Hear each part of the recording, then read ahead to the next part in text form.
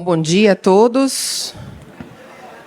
Vou pedir, por gentileza, que vocês silenciem um pouco e acomodem para a gente ouvir nosso querido Eduardo Ramacciotti, que vai nos brindar com a palestra sobre o futuro da anticoagulação. Bem-vindo, mestre. Bom dia. Bom dia. Você está me ouvindo aí, Suzana? Estou lhe ouvindo bem. Então tá legal. Eu falei para o Gutenberg, eu não consegui ir. Amanhã a gente vai fazer um lançamento importante do Inclisiran, e aí eu não ia conseguir. Estou muito cansado para viajar, estou meio arrebentado, mas um prazer estar aqui com vocês. O tema que me deram, eu não estou vendo a audiência, tem muita gente, pouca gente ou ninguém aí, Suzana? Tem muita gente tomando café. É legal, também queria estar tomando café, tudo certo, vamos lá. Me pediram para falar sobre o futuro da anticoagulação, são 20 minutos, você passa até em menos tempo. Tem bastante coisa, mas nós estamos no momento de vale. Para essa apresentação eu tenho inúmeros conflitos de interesse, tenho todos na realidade, eu trabalho com todos os anticoagulantes, mas quem preparou esses slides fui eu, e não tem, esse é um simpósio até sem patrocínio de indústria. Suzana, em 2020 eu recebi um prêmio legal lá da família Kaká, e eles me pediram na apresentação para eu falar o que aconteceu de mais legal na anticoagulação nos últimos 20 anos e o que vai acontecer de mais legal na anticoagulação nos próximos 20. Então eu separei 5 coisas nos últimos 20 anos. Como era 2020, eu olhei para 2000, e em 2000 a gente publicou os primeiros dados com Fondaparinux. Eu acho que um heparinoide sintético foi uma coisa muito legal.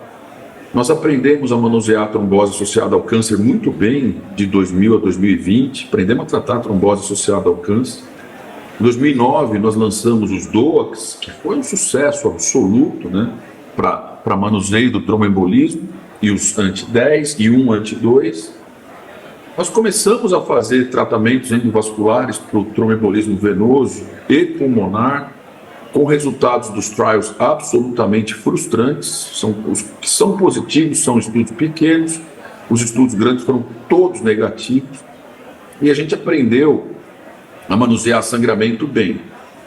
O fato é que de 2000 a 2020 nós melhoramos a educação médica continuada com anticoagulante. De 2019 para 2020 veio o Covid, nós tivemos que nos reinventar em relação à anticoagulação, fizemos estudos muito importantes do Covid, e agora nós estamos na fase de desenvolver coisas novas. O que eu acho que vai acontecer nos próximos 20 anos para anticoagulação e basicamente para tromboembolismo arterial e venoso? Nós temos inibidores de fator 11 e de fator 12. Muito possivelmente a gente deve acertar algum estudo para poder justificar o uso do tratamento endovascular da fase aguda do tromboembolismo venoso. Nós vamos ter novas drogas, não só como anticoagulantes, mas anti-inflamatórios. Isso já é antigo, né? A inflamação no tromboembolismo venoso. Eu acredito que a minha geração deva ver a edição por CRISP de genes. Então, um doente que tem fator 5 de Leiden, ao invés de eu ficar anticoagulando para sempre, a gente corrigir o gene dele. Provavelmente a gente deve melhorar as nossas estratégias de profilaxia, que estão muito ruins, né? O mundo ainda tem muita embolia pulmonar, porque a gente não sabe fazer profilaxia direito. Sabe, mas não faz, né? A gente deve ter genomics e metabolomics nos ajudando, mas eu acredito que a educação médica, nos próximos 20 anos, ou ela acontece, ou vai ser uma bagunça. Eu vou mostrar para vocês o que a gente tem já de novo, principalmente nos inibidores de fator 11. E se vocês olharem para evolução dos anticoagulantes, o Jay McLean, 1939, descobriu heparina, depois veio vitamina K, heparina de baixo peso, em 1985. Eu devo ter sido um dos primeiros brasileiros a usar heparina de baixo peso molecular, eu já usava nessa época, em 80 e pouco. Depois o Fondaparinux, os 5 anticoagulantes diretos, e agora nós estamos entrando na era, basicamente, dos inibidores de fator 11. Suzana, você está moderando a mesa, então eu vou perguntar para você, por que a gente precisa desenvolver o inibidor de fator 11? Você sabe me responder essa pergunta? Alô? Por conta dos gaps que a gente tem em relação ao... Não vou nem falar de antagonista de vitamina K, em relação aos DOACs, em relação a populações especiais, DAP, paciente com válvula metálica, paciente renal crônico dialítico, dentre outros. A gente precisa de um anticoagulante que sangre menos. ainda. O problema é sangramento. Os DOACs são ótimos, mas eles sangram. E sangram em situações especiais. Então, quando nós desenvolvemos, eu não vou nem falar da varfarina, mas o inibidor de fator 10 e fator 2, eles deram muito certo para fibrilação atrial e TVP. Super certo, um sucesso. Mas tem alguns buracos. Por exemplo, nós não estudamos direito profilaxia em cirurgia, agora que está saindo um ou outro trial, né, alguns importantes, como o do Malavase, alguns estudos agora com rivaroxaban em bariátrica, bem legais, mas síndrome antifosfolípide não foi estudado direito, não é nem questão de sangramento, é questão de eficácia, mas o grande problema é sangramento. Então, AVC é o pior de todos. A gente falhou horrorosamente com os estudos com os DOACs. Não, aumentou o sangramento intracerebral sem diminuir evento. Ainda no manuseio do câncer, tem sangramento gastrointestinal que não é desprezível. As indicações arteriais foram muito pobres, a gente só teve o COMPASS, o Voyager e os estudos que a gente fez aqui no Brasil, né, o Claudication e o Agripa agora. Então a gente precisa de alguma coisa que sangre menos, principalmente para AVC isquêmico. Então, qual que é a ideia racional da biologia do bloquear o fator 11? O fator 11, se vocês lembrarem, seria a via extrínseca da cascata de coagulação. Então, nós testamos isso em animais. Eu participei desses estudos, Suzana, eu vou mostrar alguns gráficos interessantes. Se você bloqueia o fator 11, ou por uma molécula pequena, ou um ratinho nocaute para fator 11, ou com anticorpo monoclonal, você tem um efeito anticoagulante. Curiosamente, sangra pouco. E isso a gente testou em modelos de sangramento de todos os modelos que você imaginar, desde a cutícula ao trauma hepático em animal. Então não sangra. Se inibir o fator 11, sangra muito pouco. Quando a gente olha para os humanos, a deficiência completa de fator 11 se chama hemofilia C, que é muito bem tolerada. E populações que têm déficit de fator 11, como a população askenazi no norte da Europa, tem pouquíssimo AVC e pouquíssimo infarto. E o reverso é verdadeiro. Pacientes com alta concentração sérica de fator 11 têm 5 vezes mais risco de ter AVC. Então parece meio intuitivo que inibir o 11 vai dar uma anticoagulação razoável para boa, mas com baixíssimo risco de sangramento. E como é que a gente fez isso em animal? Esses estudos, nesses modelinhos, que são vários, modelo de rato, de coelho, modelo de macaco, você pode dar os anticoagulantes, medir a redução de trombo ou a redução do risco trombótico por marcadores, e você pode medir o tempo de sangramento. Então, se você pegar, por exemplo, o Helpro, que é um antiplaquetário potente, ele é super antitrombótico, mas ele sangra o mundo. Se você pega da Bigatran, você aumenta a concentração dele, você melhora a eficácia antitrombótica dele, mas ele aumenta o risco de sangramento. Se você pega os inibidores de fator 11, você pode aumentar a potência até onde você quiser, que ele não aumenta sangramento. Esse é o princípio das duas moléculas que a gente tinha na Bristol, que acabaram virando, uma delas, essa aqui, ó, 2212, acabou virando o Milvexian, que é o nome do inibidor de fator 11 da Bristol, que a gente está trazendo para a vida agora. Então, a ideia de inibir o 11 é diminuir eventos trombóticos, tanto arteriais quanto venosos, principalmente os arteriais, sem aumentar sangramento. Existem 4 estratégias para se inibir o fator 11. A primeira delas é com medicação química, molécula pequena química, como é o Xarelto, né? Uma molécula sintética injetável é possível fazer também, diferentemente dos DOACs, que a gente não tem rivaroxaban ou apixaban injetável, nós vamos ter versões injetáveis do fator 11. É possível bloquear fator 11 com anticorpo monoclonal e é possível usar essa tecnologia linda de bloquear o RNA mensageiro com a antisense oligonucleotide, que isso diminui a síntese do fator 11. Isso está bem no começo ainda, mas são esses 4 mecanismos. O que a gente tem testado é o 1 e o 3, que eu vou mostrar para vocês. Então está aqui a cascatinha de coagulação. Do lado direito está a via intrínseca com as drogas, né? Heparina, dalteparina, enoxa, todos os inibidores de fator 10, fator 2, né? A varfarina. né, bloqueando tanto intrínseca quanto extrínseca, e aí a gente tem 22 novos anticoagulantes entre fator 12 e fator 11 em desenvolvimento. É bastante coisa, não são poucos. Para fator 12, não tem nada muito quente ainda, a não ser os testes com garadacimab para angioedema. Não vi nenhum estudo com fator 12 ainda para TVP, fibrilação atrial. Então, o foco está no fator 11. E você imagina, Suzana, a gente já tem tanta dificuldade, né, de fazer educação com mais de 1 milhão de permutações com as drogas clássicas que a gente tem, imagina com mais 22, com doses completamente diferentes. E o inibidor de fator 11 ele pode ser administrado com aspirina e clopidogrel, terapia tripla que a gente vai testar também. Bom, quais são os targets dos clinical trials? Primeiro, AVC isquêmico criptogênico. Esse é o mais importante para o fator 11. O segundo, que eu não acho uma boa ideia, mas eu estou participando, é prevenção de do AVC isquêmico em fibrilação atrial, e a ideia é reduzir ainda mais sangramento intracerebral. Alguns cardiologistas querem testar na síndrome coronariana aguda, não vejo grandes vantagens, mas o número 4 me interessa bastante, que é o doente dialítico renal crônico, que a gente vai testar. Aliás, já está testando num subgrupo grande dos estudos de fibrilação atrial, a gente permitiu que entrassem 300 dialíticos para a gente começar a analisar o inibidor de fator 11 em pacientes dialíticos. Doença arterial periférica, profilaxia de doente clínico, tratamento de câncer, algumas companhias estão começando a conversar com a gente. A única que está investindo forte nisso, por enquanto, é a Antus Therapeutics, que eu vou mostrar para vocês.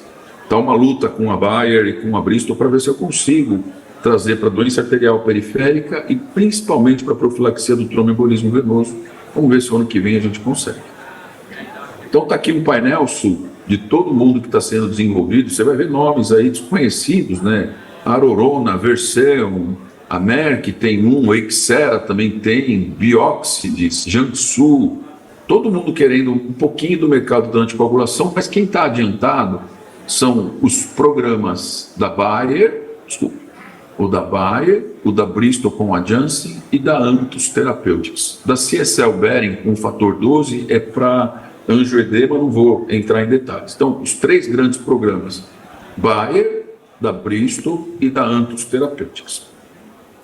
Para Bristol, o programa de fase 2 chamou-se Axiomatic, a gente testou o Milvexian em prótese total de joelho e um fase 2 para prevenção secundária de AVC criptogênico. O programa grande de fase 3 está olhando para AVC criptogênico, chama Librexia Stroke, está sendo feito para síndrome coronariana aguda, chama Librexia ACS, e o programa para fibrilação atrial, que chama Librexia AF. O programa da Bayer de fase 2 se chamou Pacific, e o programa fase 3 grande, que eu estou participando bastante, é o Oceanic AF, que é para fibrilação atrial, olhando para sangramento contra Pixaban, e o Oceanic Stroke, que a gente está testando em cima de clopidogrel mais aspirina para AVC criptogênico, são quase 10 mil pacientes. Então vamos dar uma olhadinha nos resultados de fase 2. Milvexian para prótese total de joelho. Você deve ter visto esse estudo, quem publicou foi o Jeff White, na New England, há 2 anos atrás já. Se você olhar a quantidade de TVP que eles tiveram com enoxaparina foi de 21%. Olha a quantidade de TVP com 200 de Milvexian e metade do sangramento da enoxaparina.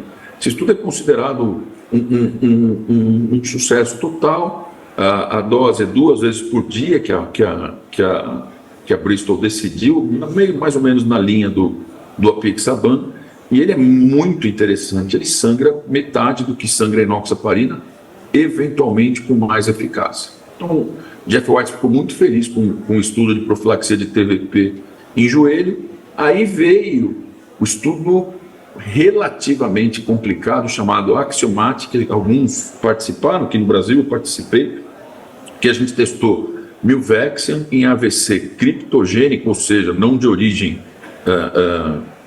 por fibrilação atrial, mas de origem aterosclerótica, comparando múltiplas doses, tudo em cima de clopidogrel mais aspirina, versus clopidogrel mais aspirina. E como todo fase 2, isso aqui está muito confuso, mas eu vou explicar para vocês. a gente não viu uma dose resposta para o endpoint primário. Ou seja, nós tivemos mais ou menos o mesmo número de recorrência de AVC isquêmico e de infarto cerebral. Mas, quando você olha para AVC isquêmico, houve uma tendência de redução com as doses de 50 e de 100, sem aumentar sangramento. Então, fase 2 é assim mesmo. A gente olha para ele, viu que teve a tendência de funcionar, não foi positivo, porque o intervalo de confiança em todos eles excluso 1, mas sangrou menos, principalmente no tipo de sangramento intracerebral, que a gente não teve nenhum em pacientes gravíssimos de AVC isquêmico. O programa da Bayer, que chama Pacific, é muito parecido. Você compara doses diferentes do inibidor de fator 11 versus placebo em cima de pacientes tomando clopidogrel mais aspirina, e os resultados absolutamente idênticos ao do Milvexian, ou seja, não atingiu o endpoint primário. Isso é esperado em estudo de fase 2, mas com a exata mesma redução de 20% de AVC isquêmico sem aumentar sangramento. Isso autorizou, então, a fazer o fase 3 grande para AVC isquêmico.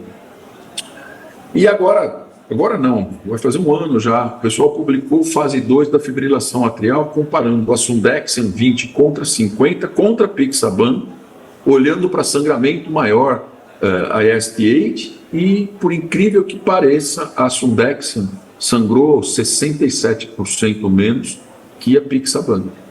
Não dá para fazer o breakdown do que seria sangramento intracerebral, mas é um estudo considerado positivo para a fase 2, para você ver, fase 2 publicado na Lancet.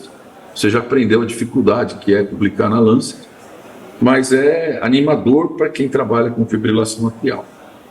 Para a gente aqui, para o vascular, eu gostaria que vocês guardassem esse nome, é o Abelacimab. Ele é um anticorpo monoclonal, dose única, Suzana. Você dá a dosezinha, esquece do doente, e olha só o estudo do Paul Verhame, que comparou o Abelacimab dose única contra enoxaparina para profilaxia de TVP pós-cirurgia ortopédica, além de uma redução brutal de eventos, 0 sangramento. Então, talvez esse seja a solução para o ortopedista rebelde que não quer fazer profilaxia de TVP. Ainda no programa do Abelacimab, que é injetável, ele está sendo testado contra a Pixaban para tratamento de trombose associada ao câncer em quase 1.700 doentes, para todos os tipos de trombose associada ao câncer, e eles tiveram a finesse de comparar contra a dalteparina para trombose associada ao câncer, associada a tumores gastrointestinais e geniturinários. Eu imagino o trabalho que está dando fazer esses dois estudos. Tentei trazer para o Brasil, mas falhei. A empresa é pequena, ela é controlada por um fundo, mas eles estão felizes porque há 2 meses atrás o estudo deles para fibrilação atrial, chamado Azaleia, que está testando um anticoagulante injetável mensal, que é o Abelacimab, ao invés de dar Rivaroxaban todos os dias, o estudo foi interrompido por resultados muito bons em termos de redução de sangramento maior em comparação com o Rivaroxaban 20. A gente vai ver os resultados desse estudo agora em novembro no American Heart, que vai ser na Filadélfia, mas está todo mundo muito animado com a possibilidade de usar anticorpo monoclonal, que você pode ajustar a meia-vida dele. Então, para concluir, esse é o penúltimo, faltam mais 2 ou 3 slides. Os inibidores de fator 10 e fator 2 foram incríveis, mas deixaram buraco, principalmente em sangramento. E talvez os inibidores de fator 11 sejam bem interessantes. A gente vai começar a ver resultado, não agora, vai demorar 1 ou 2 anos para a gente ver esses estudos todos que eu mostrei para vocês. O programa está em andamento, eu estou pondo doente para caramba nesses estudos, mas a gente não tem dados ainda. Em termos de cirurgia endovascular, tem mais 2 slides só. Eu acho que a gente falhou horrorosamente. Eu sei que quem coloca stent adora isso, mas o ATTRACT Trial foi um horror. Então eu imagino que no futuro a gente deva ter fibrinolítico melhor, estou esperando isso, e estou esperando o melhor resultado da cirurgia endovascular para tratar TVP na fase aguda. A gente sabe que reduz síndrome pós-trombótica, mas com 3,6 vezes mais sangramento intracerebral, não há justificativa para todos os casos. E eu espero ter a chance de ver essa correção por CRISP dos doentes com trombofilia, a gente não ter que ficar anticoagulando essa turma toda. Mas, Suzana, a minha preocupação é a educação. não é fácil, as pessoas querem tudo muito rápido, ninguém quer ler mais artigo científico, o pessoal não quer mais saber de intervalo de confiança. Então eu acho que a gente tem que achar nesse mundo super conectado uma forma de educar as pessoas que seja boa, que seja ética, que esteja disponível a todos os tempos, que seja mais visual, menos complicada, né? Eu não acredito muito na inteligência artificial, eu acho isso, por enquanto, uma balela total, não consegui me convencer. O pessoal da TAM fala assim, nós vamos colocar inteligência artificial, eu falei, o aplicativo de vocês não funciona. Então eu acho que ainda não chegou a hora, vai chegar, mas ainda não chegou. Enquanto ela não chega, eu ainda acredito em investir em seres humanos, professores melhores, mais humanizados, que olhem para as pessoas de forma mais individualizada. A gente tem que formar a nova geração de cientistas de trombose e hemostasia. Eu já estou com 57 anos, eu vou trabalhar bastante ainda, mas eu preciso criar gente que faça estudos sérios, não só aqui no Brasil, mas fora também. A gente tem que se preocupar com a nova geração de cientistas. Eu acho que se a gente conseguir isso, num mundo tão feio, cheio de guerra, pelo menos nós, como médicos, a gente consegue trazer um pouquinho mais de felicidade, basicamente diminuindo eventos duros cardiovasculares, né? Quando a gente fala de anticoagulação, a gente está falando de morte, de AVC, infarto, embolia pulmonar, tromboembolismo venoso, que eu acho que esses que deveriam ser os outcomes que os cirurgiões vasculares deveriam prestar bastante atenção. Essa é a minha apresentação, Suzana. Ficarei muito feliz em ouvir os seus comentários. Parabéns mais uma vez, que aula linda, mestre. Que aula linda, que a gente tenha vida e saúde para não só participar desse desenvolvimento, mas para vivenciar o que isso vai trazer de impacto para os pacientes. Eu tenho algumas ponderações, mas o Gutenberg já me olhou aqui e me deu 5 minutos, viu? A primeira era uma pergunta que eu queria... 5 minutos dá tempo. Eu vou falar Galvão Bueno like. A primeira eu queria lhe fazer há muito tempo, que é o seguinte, quando a gente olha para os pivotais dos DOACs, a gente vê que primeiro foram estudadas populações de menor risco, e só em 2017 a gente começou a ter, por exemplo, câncer. Em relação a outras populações, como renais crônicos dialíticos, a gente tem dados observacionais. O que é que tem nos inibidores de fator 11 que permite que, nesse momento dos estudos de fase 3, já incluam populações de tanto risco? O número de eventos, Suzana, eu vou ver se eu consigo te mostrar uma coisa que vai te iluminar. Deixa eu ver se eu pego esse slide aqui. Ainda está habilitado o meu share screen? Você pode liberar, por gentileza, para ele? Gente, eu vou descer para eu ver ele falando. Então, licença, viu, para descer para ver ele falar. Para você aqui. Você está vendo aí ó, isso aqui ou não? Não, ainda não. E agora? Agora. Então tá. Vamos supor que a gente está desenvolvendo o fator 11 agora, Su, e eu preciso olhar, preciso mostrar que funciona, né? Senão ele não é aprovado. Então eu tenho o conceito que eu mostrei para você, ele sangra pouco. A gente desenha em fase 2, né? Coloca esses doentes de risco alto de AVC, exclui um monte deles, coloca um pedacinho que tem insuficiência renal e, se der tudo certo, tem a aprovação e gera a evidência, que é uma evidência muito restrita. Eu não vou conseguir te responder, mesmo com esse programa maciço, o que acontece com sobrepeso, o que acontece com criança, o que acontece com quem tem câncer associado, quem tem doença inflamatória, quem está tomando biológico. Então, eu não consigo, num ambiente ultracontrolado dos estudos clínicos, te responder tudo. Então, aí a gente passa para os estudos que são de pós-marketing. Depois que está lançado, você consegue capitalizar para pensar em fazer estudos de vida real que vão dar uma olhada para essa bolostroma toda enorme de evidência que você está me perguntando. Então, por exemplo, será que eu vou poder usar isso aqui para profilaxia de TVP em varizes, para não sangrar nada? É possível, mas ninguém vai fazer um trial desse. Algum aluno de doutorado vai fazer em algum lugar e vai gerar as indicações off-label que a gente usa para caramba. Isso aqui é fato.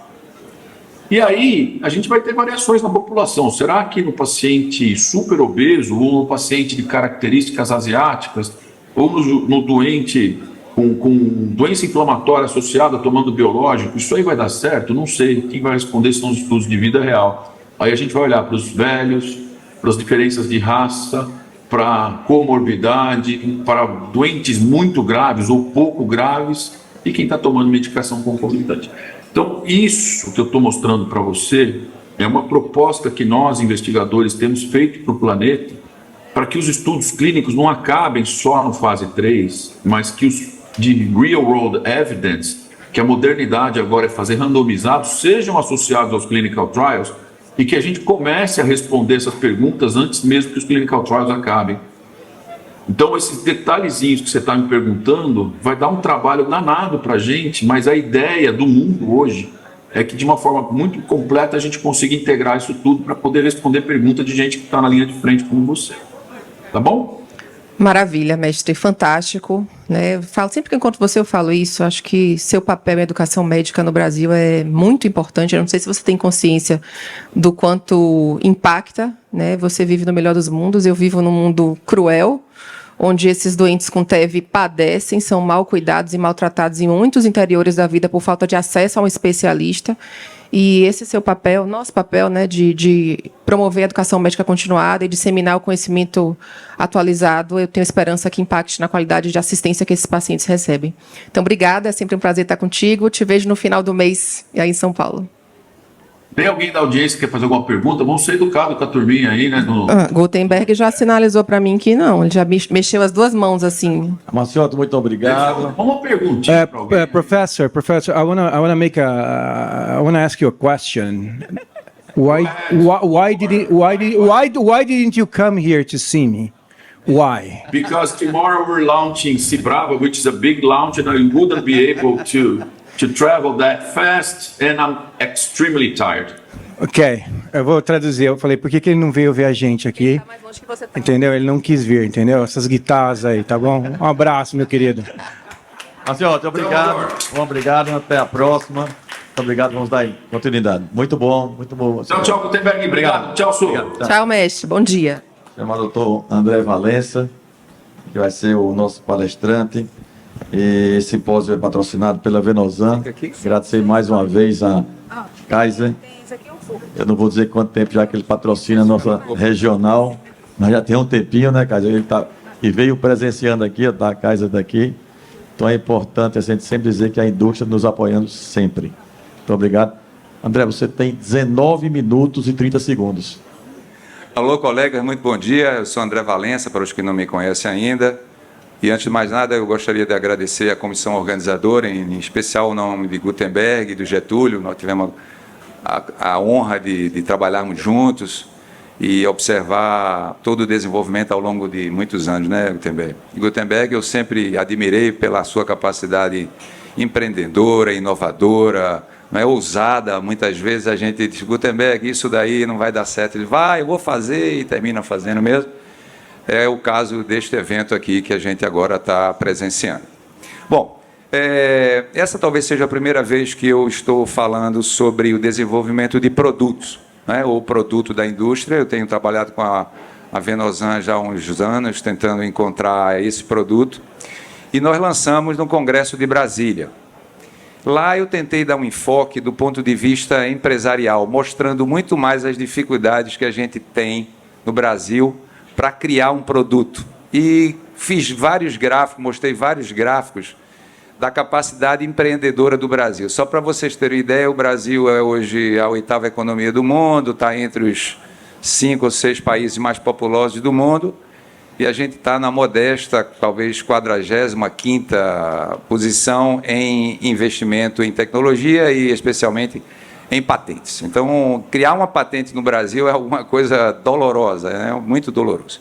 Então, eu vou falar um pouquinho sobre isso e dei aí um tema um pouco provocativo, o fim do improviso, que a gente tem, de fato, visto nessa área de compressão, muita coisa improvisada, muita coisa homemade, né, feita na prateleira, e a ideia da gente era exatamente encurtar esse caminho e tornar um pouquinho mais profissional. Bom, eu declaro meu conflito de interesses, eu sou speaker da Venosan, falo um pouco sobre compressão e estou desenvolvendo esse projeto junto com eles, o que me honra muito. Eu aproveito para agradecer aqui a presença do Kaiser e toda a diretoria da Venosan. Bom, parece que na literatura já existe um certo consenso de usar alguma forma de compressão pós-operatória, seja aquela antiga compressão feita com faixa de crepe lá nos anos 80 e de 80 para trás, durava em média 40 minutos a compressão, depois não tinha mais nenhuma compressão. Depois a gente evoluiu um pouco mais para usar outros dispositivos, sejam faixas, sejam meias, e isso parece ser consensual de que alguma forma de compressão a gente precisa fazer, né? Isso está certo. Bom, por quanto tempo usar? Aí já começa um tema bastante controverso, e a gente tem que subdividir essa pergunta em duas partes. A primeira é comprimir o trajeto venoso, aí tem uma proposta, isso tem um tempo, e o outro é diminuir as complicações do procedimento, quais sejam hematoma, dor e sangramento pós-operatório. Então, são duas coisas que às vezes são misturadas nos trabalhos, né? Você usa a compressão para quê? Para comprimir o trajeto venoso, seja da termoablação física ou química, ou para evitar as complicações de flebectomias associadas durante o procedimento. São duas coisas separadas, qualidade de vida e resultado endpoint desfecho, que é a oclusão do trajeto troncular. Que forma de compressão? Isso a gente já fez essa pergunta e também é difícil de responder, a literatura também não é consensual, ela pode ser usada com faixa, e aí tem o ajuste manual, tem muito mais erro intra-observador e intra-usuário. As meias tendem a homogeneizar um pouco mais os resultados, mas também variam muito das suas compressões, das suas texturas. E, além disso, a gente evolui para essa nova parte, que seria a por que usar algum mecanismo de compressão excêntrica. Porque as leis físicas mostram que se você comprime um tubo, e a lei de Laplace é muito clara, e tem um equívoco do ponto de vista fisiológico, não a lei, mas a nossa interpretação, que o trabalho foi feito de um tubo sólido. E o vaso não é rigorosamente um tubo sólido, ele é um tubo que tem uma parede sólida e um conteúdo líquido. Portanto, a lei de Laplace não pode ser usada rigorosamente conforme a gente desdobra. Mas a gente sabe, por conta dela, que se você faz uma compressão localizada num tubo circular, aquela compressão sob aquele dispositivo será muito maior, será muito potencializada em relação aos outros vetores de força de compressão. Bom, a literatura mostra, e eu espero que... Parece que ficou muito pequenininho o tamanho, mas aí é só para a gente citar os principais grupos, né, de investigação de 2015 para cá, do Giovanni Mossi, do PAT, né, os grupos mais importantes, mostrando que a compressão ela é fundamental quando você compara a não usar nada, a usar qualquer dispositivo de compressão, o resultado é acachapante, e aí as variações vão surgindo à medida que você precisa definir o tempo. Bom, também parece haver agora uma certa convergência de que os dispositivos de compressão para a obtenção da oclusão dos eixos tronculares gira em torno de 24 a 48 horas. Isso parece que está convergindo para esse ponto. É diferente da compressão sistêmica que a gente faz para a perna toda, para prevenir trombose no membro contralateral, para diminuir hematoma, aí varia de 7 a 14 dias, e depois de 14 dias parece não haver nenhuma diferença entre usar 21, 30, 60, os benefícios e os prontuários e as avaliações de qualidade de vida não mostram nenhuma diferença significativa. Se você ficar comprimindo depois de 14 dias, é mínima a diferença. Então, a gente agora fica com essa pequena dúvida a responder. Por quanto tempo a gente vai usar? 24 ou 48 horas para a oclusão do trajeto troncular, ou seja, venoso da safena, e o restante, que é quality of life, 7 a 14 dias. Isso a literatura também é bastante controversa e a gente não tem a pretensão aqui de fechar data sobre isso. Que forma de compressão usar? A mesma dúvida que a gente já falou, pode usar faixa, pode usar meia, mas o que a gente aprendeu é que na coxa, por haver um diâmetro muito maior, especialmente nas latinas, precisa entender que a gente herdou um gene da África que Gilberto Freire descreve, que é a esteatopigia. O que é a esteatopigia? É a deposição assimétrica de gordura, especialmente em algumas tribos africanas, que é o que gera o glúteo maior e, naturalmente, o culote maior também é um gene específico de umas tribos africanas chamada esteatopigia. Bom, de todo modo, as pernas latinas não são exatamente as pernas europeias, elas são um pouquinho mais gordinhas. Então, a gente sabe da lei de Laplace que quanto maior o diâmetro, menor a força que a gente vai exercer sobre o vaso que a gente deseja comprimir. Isso é uma coisa que a gente teve que aprender e, por conta disso, desenvolver produto voltado para isso. E por que usar a compressão excêntrica? Então, tem vários trabalhos aí, do grupo do PAT também, do Eberhard Raab, e outros, mostrando que, para você comprimir uma veia na coxa, uma veia safena que está ali a 3, 4, ou 30 milímetros, ou 40 milímetros de distância da pele, a gente não comprime com menos de 30 milímetros. 30 seria o menor valor. né? E a gente sabe que as meias que estão no mercado, 35, 35, ou 30, 20 e 30, elas só dão 9, 10, estourando 12 milímetros na coxa. E isso não comprime a veia safena. Isso a gente também já sabe, todo mundo que está estudando isso sabe que isso não vai ser obtido com uma meia elástica simples.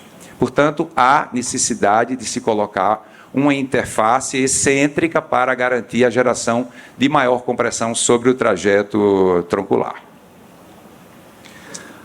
Bom, aí por que usar? Porque as meias de compressão 7/8, 20/30 só oferecem cerca de 10 milímetros, a gente já falou. As veias varicosas podem ter suas paredes um pouco espessadas, cronicamente, o que torna ainda mais difícil de você comprimir. Você tem a tumescência, que distancia ainda mais o vaso a ser comprimido da pele, não é? E essa adição de pads, ela vai fazer exatamente isso, ela vai comprimir sobre o trajeto que a gente quer. Bom, esse é o desenho esquemático. Reparem no desenho esquemático superior à esquerda, uma compressão e os vetores têm forças similares. Do lado direito, inferiormente, há a mesma força sendo exercida sobre agora uma interface assimétrica ou excêntrica.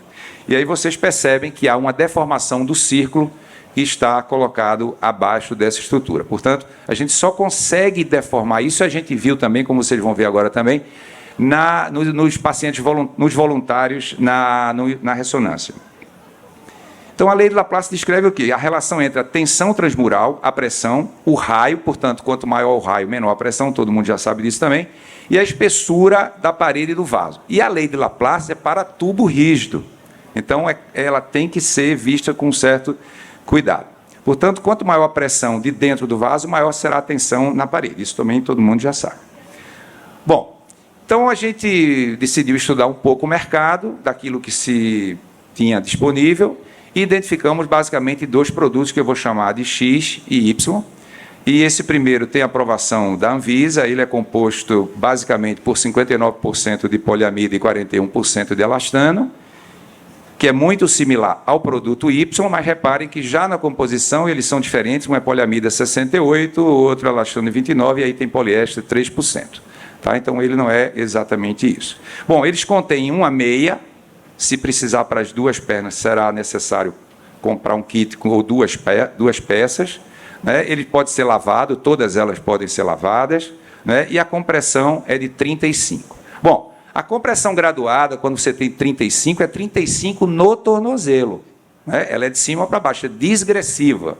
Eu demorei um pouco para entender o que é digressiva, mas a tradução literal é o contrário de progressiva, simplesmente isso. Então, quando a gente fala 35, é 35 no tornozelo, na coxa. Quando a gente mede com pico-pressa, ela só dá 10, 11, olha. Então, os dois produtos que estão disponíveis no mercado, eles contemplam essas características. Bom, eu vou apresentar para vocês agora a característica do Venopress, que já está patenteado, é um produto da Venosan, Lohmann Rauscher, que é um grande conglomerado alemão. Ele já é aprovado pela Anvisa, ele foi dermatologicamente testado por empresa especializada, e ele é composto de pads excêntricos de dois tamanhos, um que será mais fininho para a perna e o outro que será um pouco mais robusto para a coxa. Ele vai ser estabilizado, para que aquela compressão fique no lugar certo. Ele é estabilizado por essa faixa, que é o molelástico, e a meia elástica de microfibra, esse modelo todo mundo conhece, Ultraline 4000, 7/8, 20 e 30, que também pode ser molhada. E uma vantagem na ideia desse kit é que essa meia, ela igualmente será usada no período imediato, pós-operatório, transoperatório, como ela também pode ser desdobrada para uso pós-operatório. Não há necessidade de você substituir. Tá? Ela comprime com o pad excêntrico durante o período que você quer, 24 horas, você tira o pad e ela segue como uma meia normal, com durabilidade aí de 6 meses. Né? Então, indicações do uso são as indicações clássicas que a gente tem feito. Pós-operatório de stripping de varizes, os pacientes, os colegas que ainda fazem, e nos casos em que ainda se tira variz mecanicamente, por stripping, ela pode ser usada. No pós-operatório das termoablações, sejam elas com laser ou radiofrequência, pós-operatório de escleroterapia, com espuma, e a gente sugeriu também a incorporação de um pós-operatório que eu acho que é bem doloroso. Por exemplo, meu pai operou o coração, ele não sentiu nada no externo, a dor dele era toda na perna. Então, a retirada da safena, ainda mais pelo R1 de cardio, não é uma coisa sujeita a poucos traumas, né? Então, pós-operatório de exérese da veia safena para revasco e miocárdio. Eu acho que é um grupo relativamente grande e que eu acho que esse dispositivo também pode ser oferecido. Bom, então o conteúdo é o que eu falei, é um par, ela vem um par de meias, classe 2, 20 e 30, com pad de compressão excêntrica de 2 tamanhos, como eu falei, e de diâmetros também. E essa bandagem coesiva que eu acho que foi o pulo do gato. Eu acho que essa bandagem ela não adere na pele, nem no pelo da gente ela adere, mas ela adere sobre si mesma. Então vale a pena passar no stand depois e olhar, para quem não conhece ainda, essa faixa Raft Molelast, que é látex free também.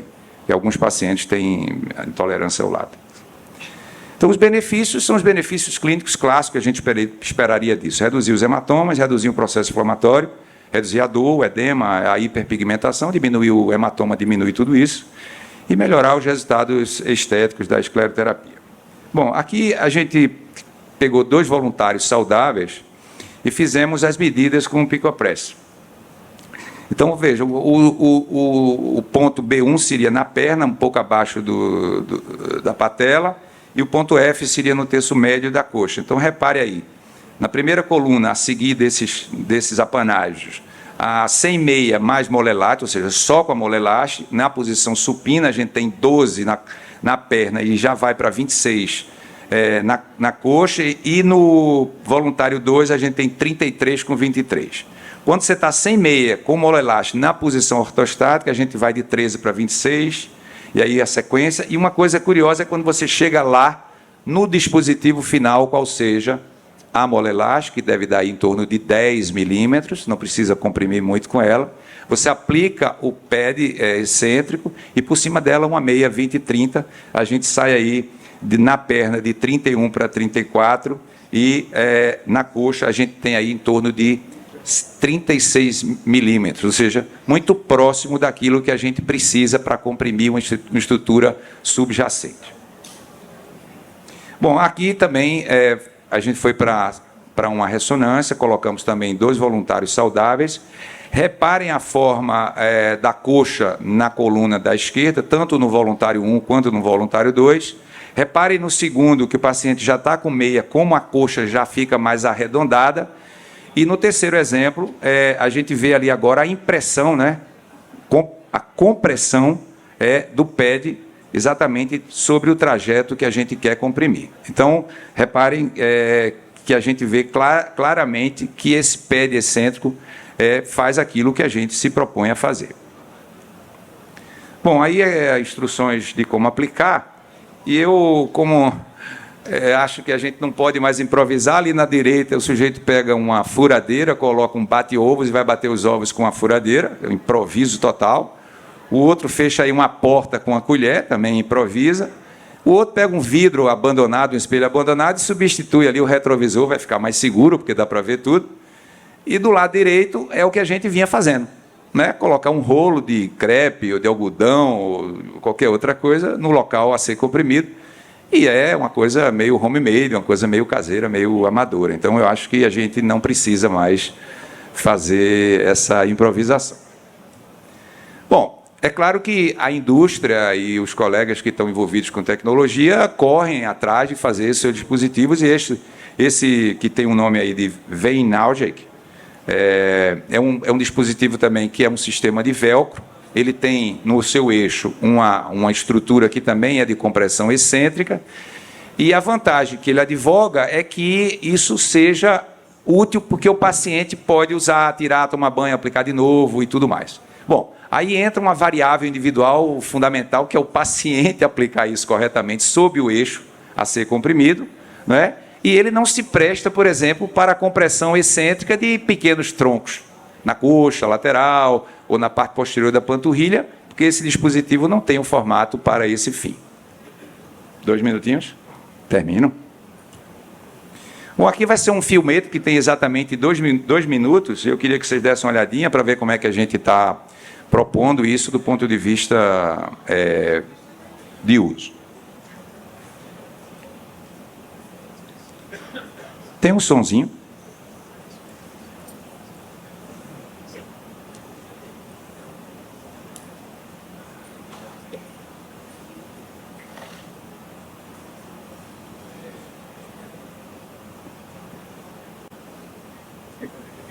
Só para botar o som.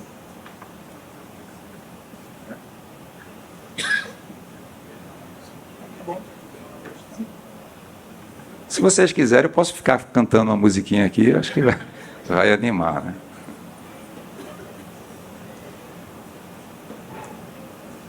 Sim, uma outra coisa muito importante que eu não falei durante a apresentação é que o PED ele vem com tamanhos que são para o brasileiro médio, e é claro, o brasileiro médio é muito parecido com o homem médio mundial. Então, um para perna, um para coxa, mas há que se imaginar que a gente vai pegar pacientes mais baixinhos e, portanto, você pode cortar esse PED, e aí vai um alerta muito importante. Reparem que ele tem esse desenho liso de um lado e chanfrado ou boleado do outro, que é exatamente que ele vai ficar virado por sobre o trajeto. É prudente, na cirurgia de ressecção, termoablação, qual seja o método, que você desenhe, que você pinte na véspera o trajeto. Fica muito mais fácil de você colocar o dispositivo sobre aquele lugar que você quer comprimir. Vocês estão vendo que ele está muito assim vertical, mas eu acho que porque distorceu um pouquinho do filme. Ele é muito mais planinho. Depois, quem quiser dar uma olhadinha lá no stand e vai ver a textura e tudo mais. E a gente, ao longo desses esses poucos meses entre Brasília e aqui agora, a gente conseguiu melhorar um pouquinho mais o perfil, porque ele tinha um boleado central que dava um espacinho que, às vezes, em alguns pacientes, produziu alguma compressão de pele. Então, a gente conseguiu arredondar isso e agora esse novo modelo ele vem totalmente pronto. Aí o Kaiser já deu o apelido para esse negócio chamado Venoboy, que é o assistente de calçar, o Donny Device aí, que é um assistente para calçar. Como? Tá. Viu? Então, só para vocês verem como é que a gente usa, o produto é colocado com a faixa monoelástica, coloca-se o dispositivo, o PED excêntrico, tá? E aí o calçar da meia é semelhante às outras. Bom, então era mais ou menos isso que a gente tinha para apresentar, e eu queria deixar essa mensagem aqui, que foi passada pelo CREA de São Paulo, que a gente aqui não quer improviso, quer tecnologia, quer ciência, e a gente quer que isso dê certo para o bem do doente e, claro, para o bem da sociedade. Muito obrigado, Gutenberg, muito obrigado a todos, e eu me coloco aqui à disposição. Muito excelente essa aula, adorei, parabéns, foi realmente muito competente. Enaltecendo que a grande vantagem da compressão é você tirar o sangue da jugada. Esse é o benefício, que não importa o procedimento que você faz, você tira o inimigo da boa esclerose, que é o sangue, né? Porque o sangue neutraliza o esclerosante. Parabéns, a aula foi genial. Muito obrigado. Muito obrigado, doutor Francisco. Gutenberg, eu vim de tão longe, são 3 horas e meia dirigindo. Deixa mais uma perguntinha para mim.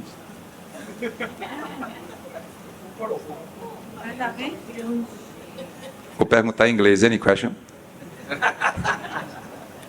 Pessoal, muito obrigado pela atenção e tudo de bom para vocês. Parabéns, André.